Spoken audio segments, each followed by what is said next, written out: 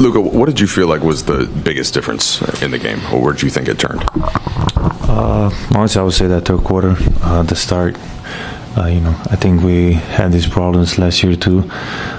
So I think that was the most of the problem. It was a close game. We were down one at halftime, but then just start of third quarter, they went on a run. You were 13 for 14 in the paint, and just wondered, was it the way that they were playing, their size? Did you notice something to keep getting in there and being that efficient? And then, how did you feel like that came about? Yeah, I mean, just attack the paint, and then I think when I attack the paint, it happens better things for my teammates. Sometimes they're gonna help, sometimes no. So I just gotta attack even more the paint, and then reach from there.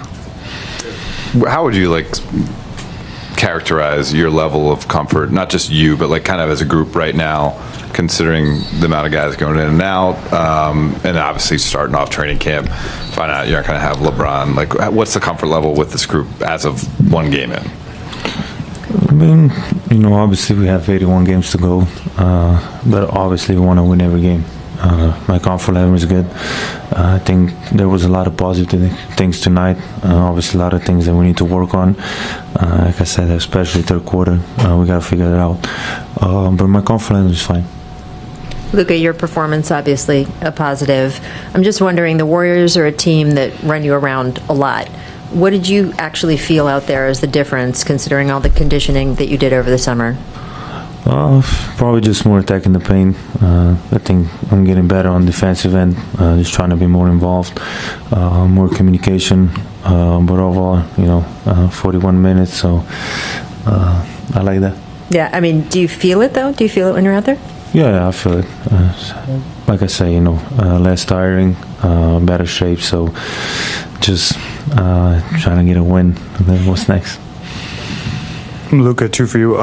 In the fourth quarter, we saw you kind of reaching at the inside of your leg. Is everything good with your groin or? Yeah, it's probably nothing. You just felt a little bit because my hip went that way. I just felt a little bit, probably nothing. And there's going to be obviously a learning curve in terms of continuity and figuring out how to play with the new pick and roll partner in DeAndre. Is there anything that can speed that process up, or is it just play and learn and try it again the next time? I mean, I don't really know, but I think I have to get a better job. I mean, I have to do a better job, just talking to him, like what I want, what he wants. And I mean, today was on me, not giving him enough touches probably, so that was on me today. I gotta help him out. Luka, follow up on that. DeAndre was saying he thinks he's kind of a little bit confusing as a big. Sometimes he doesn't finish his role or something like that. What have you learned just about him as a player in your time together so far? Yeah, I think he prefers that pocket pass. I didn't play with. I don't think with a center like that. I think he prefers the pocket. So, like I said before, we need to talk about it, and then we need to get him more touches. Luka, obviamente hay muchas cosas que mejorar, pero ¿con qué buenos hábitos te quedas hoy del equipo? ¿Qué te gustó hoy del equipo? Creo que no estuvimos mal en defensa. Han metido muchos tiros. Había algunas cosas que no hemos hablado en la cancha, pero había cosas buenas, pero también había malas. Ese tercer cuarto hay que mejorar mucho. Luka, J.J. Redick habló eso precisamente, que este equipo no aprendió de la temporada pasada de mejorar en el tercer cuarto, y quizás ahora sí también un poco de ser más vocal en la cancha, especialmente con los jugadores nuevos como DeAndre, ¿no? Sí, como hablaba J.J., creo que tenemos que mejorar mucho este tercer cuarto. Hay jugadores nuevos como DeAndre, pero hay 3, 4, 5 nuevos, así que tenemos que averiguar como equipo cómo mejorar en este momento. Hey, Luka, your defensive effort, we saw you trying to guard multiple guys. There was a time where you were guarding Steph, forced him to take a tough shot. Then you see Jimmy, and that was a different kind of matchup. When it's late in the game, how do you balance between being physical and getting stops and just trying to defend without fouling? I mean, you got to try and be physical. Obviously, if they're in bonus, it's a little bit harder. But at the end, you got to get a stop. That's what's going to win you the game. Hey. Hey, let's.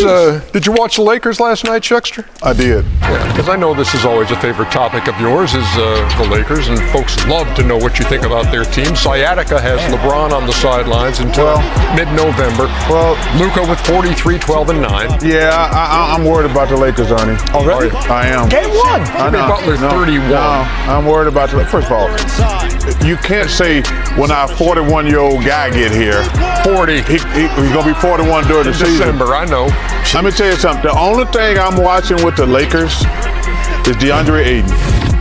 That's the only thing. That's the only thing. That's the only difference they made. LeBron's just older. Luka's in better shape. But if DeAndre Ayton does not play great, the Lakers ain't gonna beat the top teams in the West. Great. Has he ever played great? What is great? But what other changes did they make? It's all. I know, but I'm just saying, has he ever been described as a great player? He's not, but he's got to play well, really well for the Lakers. Okay, I want you to just step that back just a touch. Well, listen, he's got to be solid. He's got to be He's got to be great. Put the camera here. Listen, DeAndre, dominating that performance you had yesterday. I need you to step it up, my boy. You got to do three things. You got to rebound, and you got to block shots, and you got to dominate. The pressure's not on you. You're playing with two great players that get doubled a lot. When they make the little bounce pass, catch it and throw it down. You're not getting doubled. You had a small guy guard you in the post. You turn around and shoot a fadeaway. That's not going to get it done. We need you, brother. We need you to step up. Shaq, you know what bothered me about it, too? It was terrible. Come on, DeAndre, you got to step up. He should have been on fire last night. On fire. Because with no LeBron, he should have said, I'm going to get LeBron shots tonight. And cause that's the only thing I was watching. How many should he average? Without LeBron? No, both. Well, that's different. If LeBron's going to be out, he should be a 20-10 guy without LeBron. I agree. Easily. I mean, I don't even 20. Without LeBron, he should be a 25 guy. Because let me tell you something.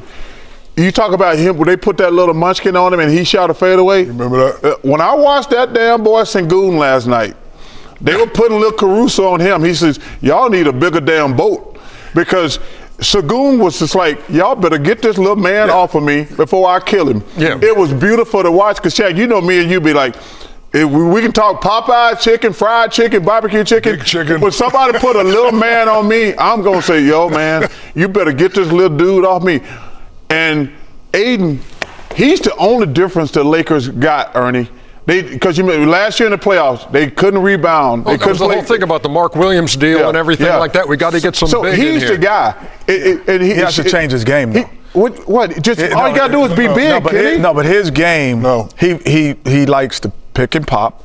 He likes to step out on the post and shoot mid-range. That's not what the Lakers need. That's why he's got to change his game. So for him to be a dominator, whatever he is, dominating, he has to have rim runs in the early transition, pick and roll, rim run. So when he rim runs, what that does is it brings the defense into the paint. So it allows the shooters to come. And if they don't, he's dunking everything. I think he has to play more like a Clint Capella used to play than a DeAndre Ayton from Portland. I saw about 6 times they gave him dropped off passes that he fumbled. Yeah, that's what you got.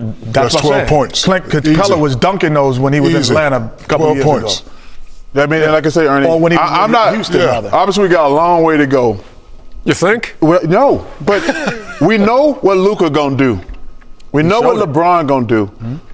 They bought DeAndre Ayton in there, and Austin Reeves had a 26-point night. He was on the team last year. I know. But I'm talking about the only main difference is DeAndre Ayton. We know exactly what those other guys gonna do. Ayton's got to play like a big guy. The Mark Williams things went down. They bought Ayton in there for one reason. And man, get me some rebounds, dunks, and play defense. That's what we want. Luka gonna do his thing. I'm not worried about Luka, LeBron, or Austin Reeves. DeAndre Ayton is the key to the Lakers. They're gonna be successful. Plain and simple. Marcus Smart also added to that Laker, but I know he's not the impact guy that a guy like DeAndre Ayton is. I understand it. We love Marcus Smart. The Lakers need physical size. And if DeAndre doesn't play like a big guy, we're just wasting time because, man, the West is no joke this year. Golden State a winner 119-109 over the Lakers. When we come back, we're going to be talking Cavs and Knicks and get the panel's view on the East. Popeye's executives watching the first 7 minutes inside the NBA. I mean, That's my Armenian brothers. Luka Doncic eager for opening night duel against Stephen Curry. After months of anticipation, Lakers fans are finally getting what they've been waiting for, a full season with Luka Doncic at the helm of the franchise. Doncic wasted no time committing to his new team. On the very first day he was eligible, he signed a 3-year extension this past summer, signaling not just loyalty, but leadership. Now with LeBron James sidelined to start the 2025-26 season, Doncic steps into the spotlight with a chance to show that the future of the Lakers is not only in good hands, it's already here. The Lakers tip off their season on opening night with a highly anticipated matchup against the Golden State Warriors. While fans won't get to see the classic James versus Curry showdown, they will get something just as intriguing: Luka Doncic going head-to-head with Stephen Curry, a clash of generational talents and basketball minds. Ahead of the game, Doncic didn't hide his excitement about the matchup. Absolutely. As an opponent, he's obviously really tough to guard, Doncic said about Curry. He's always moving, can shoot from anywhere. It's tough, but at the same time, it's exciting. Facing a player like that on opening night? It's going to be a big-time game. At this stage in their careers, both Curry and James continue to defy age and expectation. And with Golden State's core still intact, the Warriors remain a dangerous presence in the Western Conference. They may be an aging roster on paper, but when healthy, they can match up with anyone. Without LeBron, Doncic will be tasked with carrying even more responsibility, especially when it comes to keeping up with Golden State's offensive rhythm and trying to slow down Curry's impact. Offensively, Doncic has never struggled to create, for himself or for others, but opening night will test how well he and his new teammates can respond to the Warriors' relentless ball movement and perimeter shooting. There's no denying it, Doncic versus Curry has all the makings of a shootout. And if Luka can lead the Lakers to a statement win, it could set the tone not just for the season, but for what may be his first true MVP campaign in Los Angeles. Doncic calls for more physicality from the Lakers.